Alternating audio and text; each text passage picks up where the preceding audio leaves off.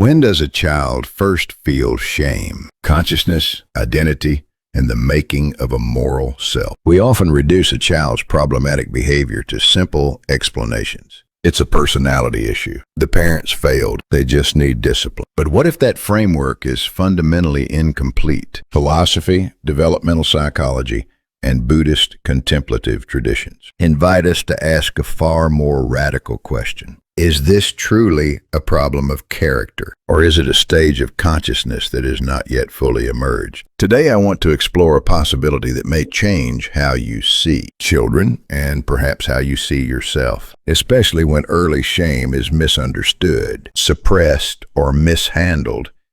It does not simply disappear. It reorganizes the architecture of the self. When shame is not properly integrated, a child may grow into an adult who develops a distorted self-evaluation system, becomes excessively afraid of others' judgment, or strangely indifferent to it, experiences unstable moral reasoning, protects themselves through avoidance, deception, or defensive overcompensation. In other words, shame is not merely an emotion. It is a structural turning point in the formation of self-awareness. This lecture is not simply about when children begin to feel embarrassed. It is about how shame marks the moment when consciousness begins to reflect upon itself. And to understand that moment, we will borrow an unexpected lens, the Tibetan Book of the Dead. The Tibetan Book of the Dead is a map of living consciousness. Most Western readers know the Tibetan Book of the Dead as a funerary text, something read to the deceased. But that is a misunderstanding of its deeper purpose. At its core, it is not merely a manual for the dead. It is a map for the living,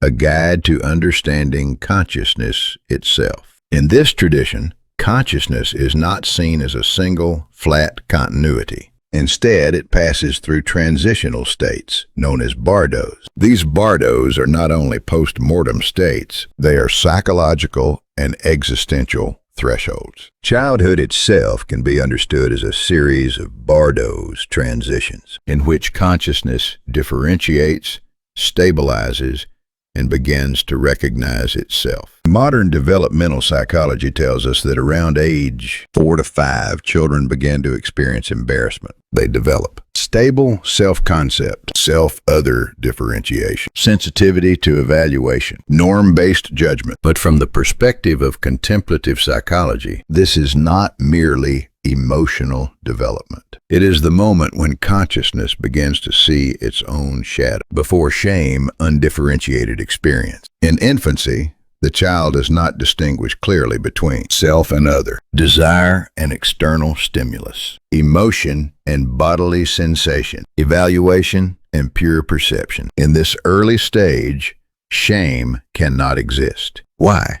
Because shame requires an observing self, an internal mirror. Without self-reflection, there can be no embarrassment. The Tibetan tradition describes early consciousness as light, not yet aware of itself.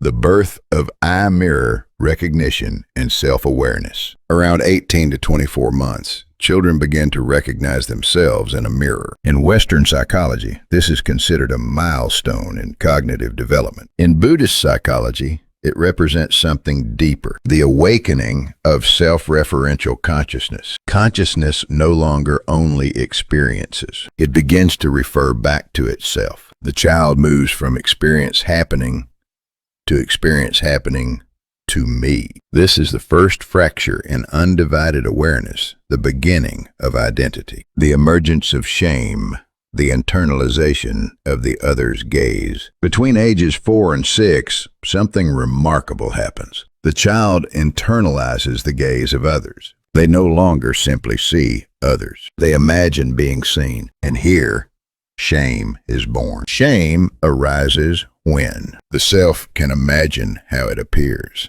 The child can simulate another's evaluation. The future consequences of behavior can be predicted. Shame is therefore not a primitive emotion. It is a high-level cognitive achievement. It requires differentiation of experiential layers, what Buddhism calls the 5 aggregates form: feeling, perception, volition, consciousness. Development of discriminative cognition, formation of self-attachment, understanding of cause and effect across time. Only when these structures mature can the child imagine the evaluated self. Shame signals not weakness, but complexity. It is evidence that consciousness has become reflexive. The 5 layers of experience.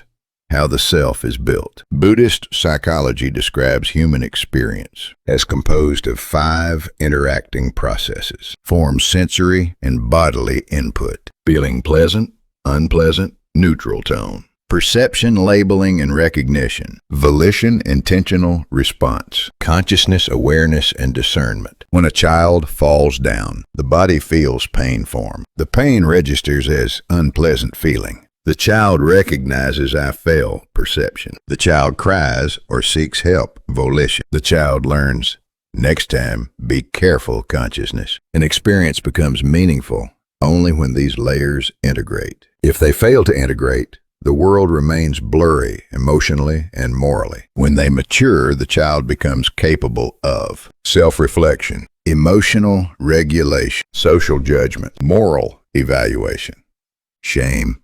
To become human in this sense is to become interpretive. Why do children lie? Now we arrive at a question many parents fear. If shame marks self-awareness, why does lying appear at the same time? From a contemplative perspective, lying is not initially moral corruption. It is experimentation. A 4-year-old discovers something extraordinary. My words can alter what others believe. Language becomes a tool for reshaping reality. Lying often emerges when the child perceives a gap between ideal self and actual self. The child fears the collapse of their image. The child tests the power of narrative over fact. This is not yet evil. It is the mind testing its creative capacity. In Buddhist terms, this reflects attachment to self-image combined with fear.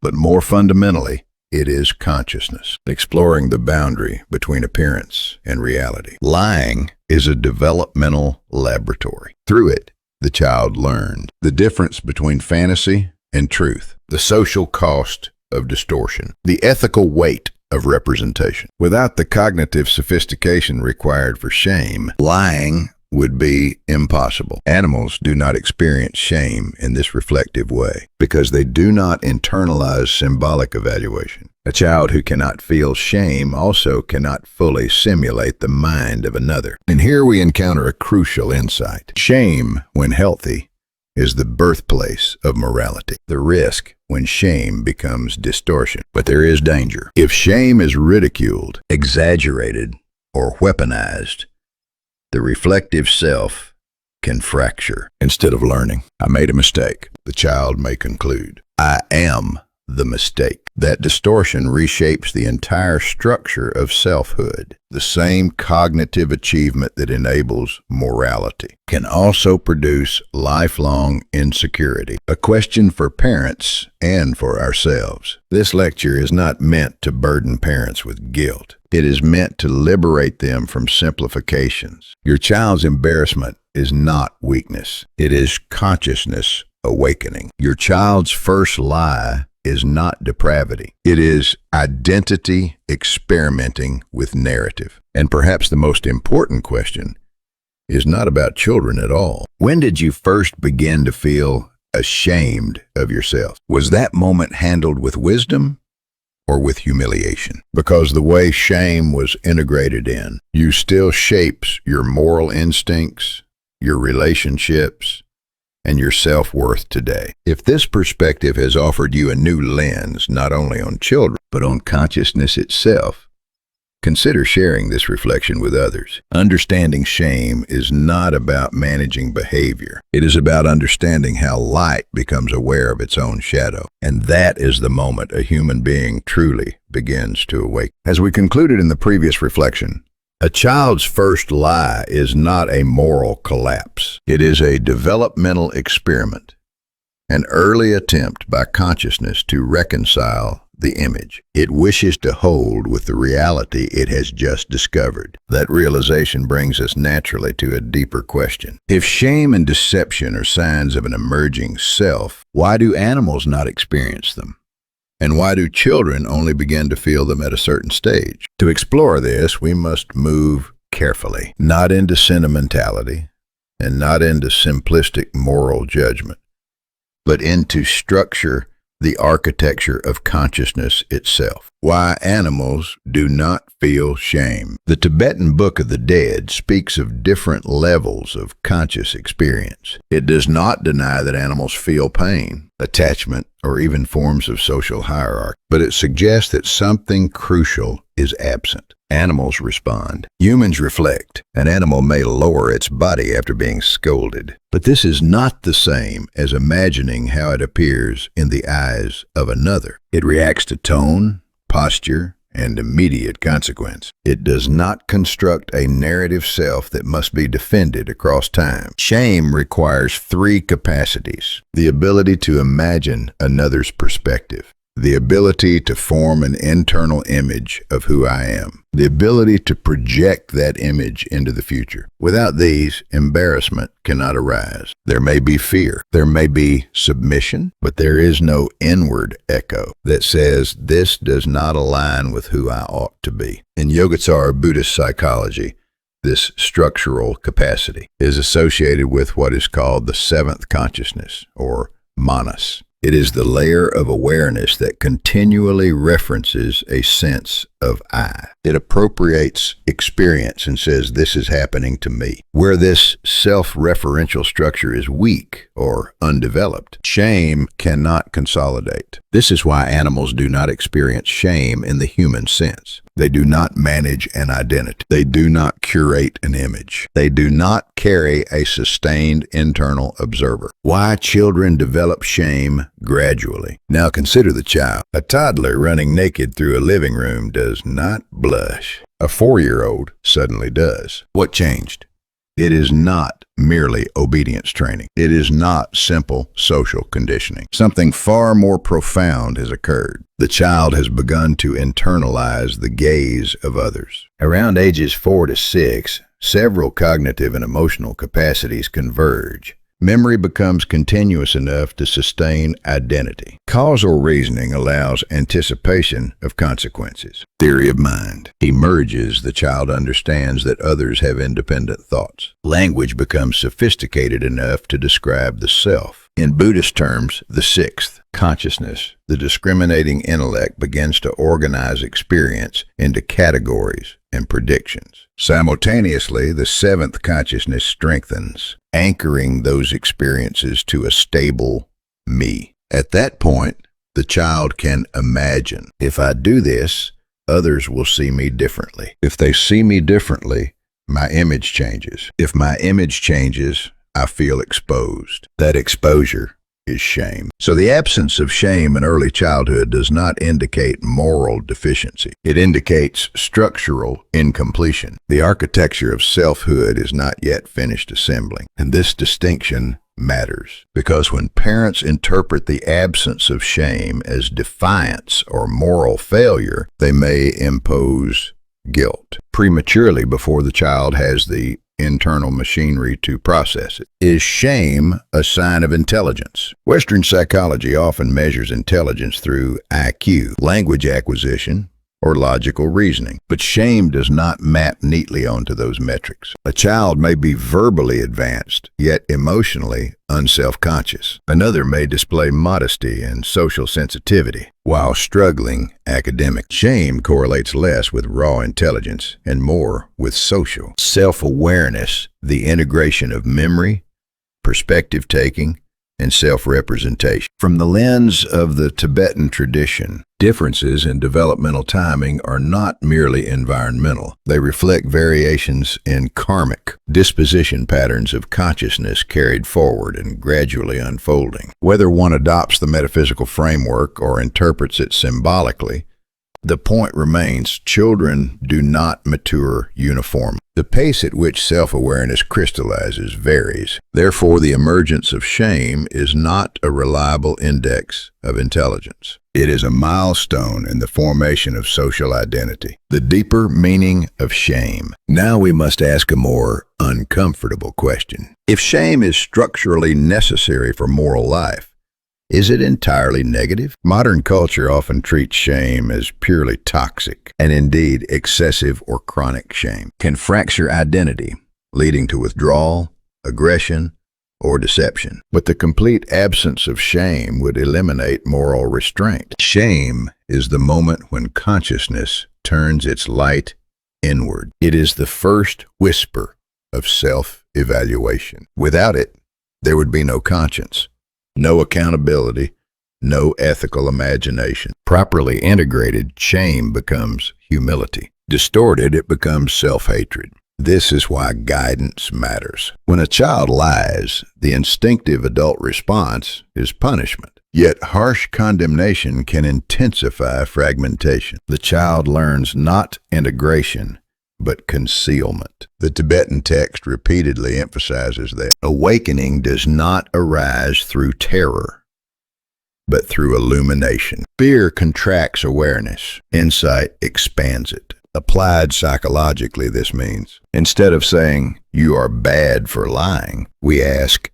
"What were you hoping would happen when you said that?" The first approach attacks identity. The second strengthens reflection. The goal is not to eliminate shame. It is to help the child metabolize it so that the emerging self becomes coherent rather than defensive. Are children's lies sinful? In Christian theology, moral culpability requires knowledge, intention, and understanding of harm. Young children do not meet these conditions. Similarly, from a Buddhist psychological perspective, intentional deception presupposes a stable ego structure capable of strategic self-protection. Before that structure stabilizes, what appears as lying is often experimentation. Language is being tested. Cause and effect are being explored. A toddler who says, "I didn't do it," may not be orchestrating a moral cover-up. They may be exploring whether words can reshape reality. This is not sin. It is rehearsal. It is consciousness sketching itself into coherence. To interpret early lies as moral corruption is to misread developmental turbulence as vice. Shame as a threshold. Ultimately, shame marks a threshold. It signals that consciousness has begun to recognize its own shadow. That recognition is uncomfortable, but it is also the gateway to responsibility. The child who blushes has crossed into a new interior world. They can now imagine how they appear. That imagination is the seed of empathy. But seeds are fragile. If crushed by humiliation, they retreat into defensiveness. If nurtured with understanding, they mature into integrity. This is why our response matters more than the behavior itself. When we see a child's lie as a defect, we close the door. When we see it as a sign of unfolding awareness, we guide the process. Where this leads. Today we have reframed shame not as a failure of discipline, nor as a flaw of character, but as an inevitable phase in the differentiation of consciousness. We have seen that animals lack the structural integration necessary for shame. Children gradually acquire that integration. Shame is linked more to self-awareness than to intelligence. Early lying reflects experimentation rather than corruption. Proper guidance transforms shame into moral growth. Yet an important question remains. How do these layers of consciousness, body, sensation, perception, intention, and awareness actually operate in the daily life of a child? At what precise moments does embarrassment crystallize? Why does one child withdraw while another becomes aggressive? Why does some shame turn inward while other shame explodes outward? In our next session, we will examine these processes, concretely how the 5 aggregates manifest in behavior, memory, and temperament, and how specific developmental pathways shape different responses to shame. Understanding shame is not about controlling children. It is about recognizing the exact moment when consciousness begins to see itself and choosing to respond with clarity rather than fear. If this exploration has expanded your perspective, I invite you to continue this inquiry. Subscribe, share, and join the next discussion where we will move from philosophical structure to lived developmental reality. Consciousness does not grow through suppression. It grows when it is understood.